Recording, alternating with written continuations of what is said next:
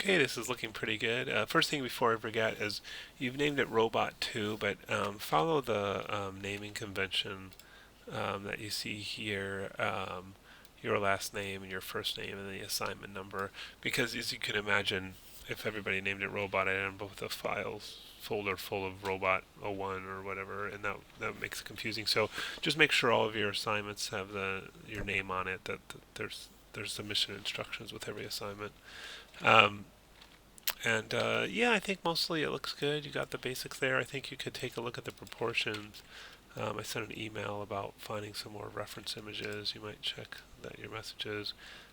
Those could be a little more square like that. Obviously, you'd have to adjust those. We'll go over doing these a little bit differently in the next module. So I think it's good for you to kind of experiment and try to build stuff out, but I think you'll want to replace those with the way I show them in the next module, just because it's about learning specific steps. And this, yeah, could probably be lined up a little bit better.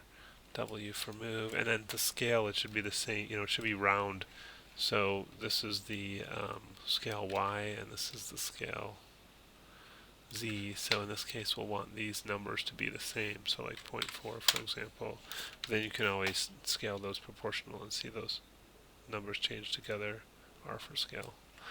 Yeah, this looks okay, but yeah, fix those as well, and probably a little bit thick this way as well. So you could probably, have those come down this way a bit, but adjust the size and so forth. Um, yeah, yeah, and of course the head's too narrow, body's too narrow, but you can get those thicker and then adjust the stuff on the face. Or we're going to replace that and do it a little differently in the next module anyway, so you can just get rid of those and just do it again the way I demonstrate later. But yeah, overall, looking good.